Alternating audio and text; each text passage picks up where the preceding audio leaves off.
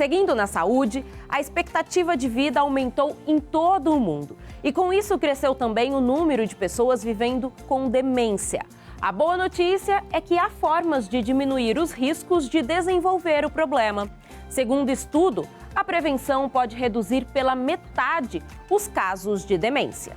Doutora Alessandra, médica geriatra do Hospital São Vicente de Paulo, na Tijuca, zona norte do Rio, conta que a Comissão de Demência da revista científica The Lancet lançou uma atualização sobre o assunto e aponta que há 14 fatores de risco modificáveis para a demência. Ela explica que essa é uma versão atualizada de um outro estudo em que foram destacados 12 fatores de risco modificáveis. Os 2 novos fatores de risco que foram incluídos nesse estudo de 2024 foram o aumento do LDL, do colesterol, e a perda da visão. Um levantamento semelhante adaptado para a população brasileira foi realizado em São Paulo e o resultado é que é possível chegar a uma redução de 48% dos casos de demência com a prevenção destes fatores de risco. Eles dividem no estudo, fatores relacionados com a infância, com a idade média e com a idade mais avançada. Na infância, eles colocam como principal fator de risco sendo a baixa escolaridade.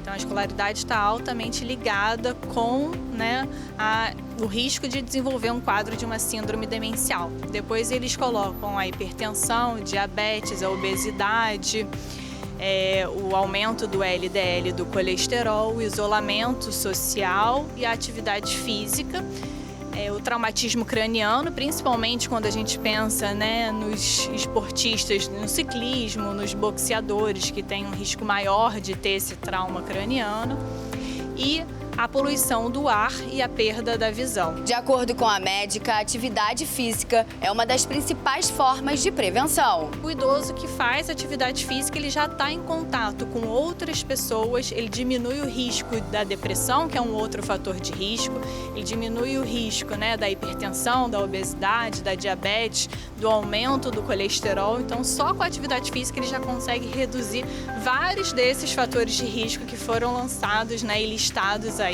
como fatores preveníveis para o quadro de uma síndrome demencial.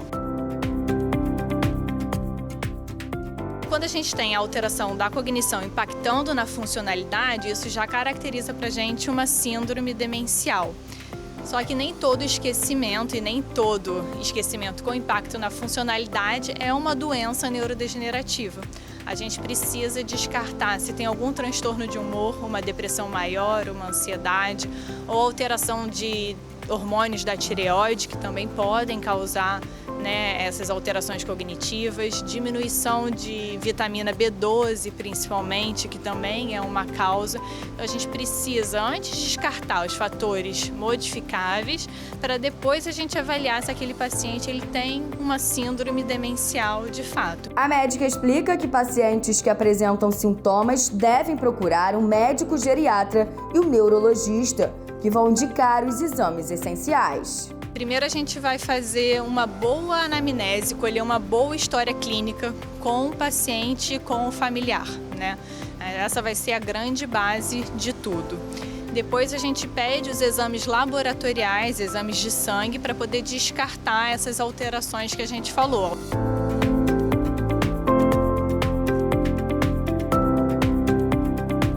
O Alzheimer é a demência mais prevalente, de todas elas, mas existem os quadros de demência frontotemporal, demência por corpos de Levy, demência vascular, a demência mista, quando tem a junção de 2 tipos de demência, a demência de Leite, que é uma nomenclatura nova que saiu ultimamente, que é bem parecida com a doença de Alzheimer, mas acomete ali, está relacionada com outra proteína em indivíduos acima dos 80 anos de idade, e a demência por doença de Parkinson, que é quando o paciente tem a doença de Parkinson, já no estágio mais avançado, pode evoluir com quadro de demência. Natália Trotti para a Rede Vida de Televisão.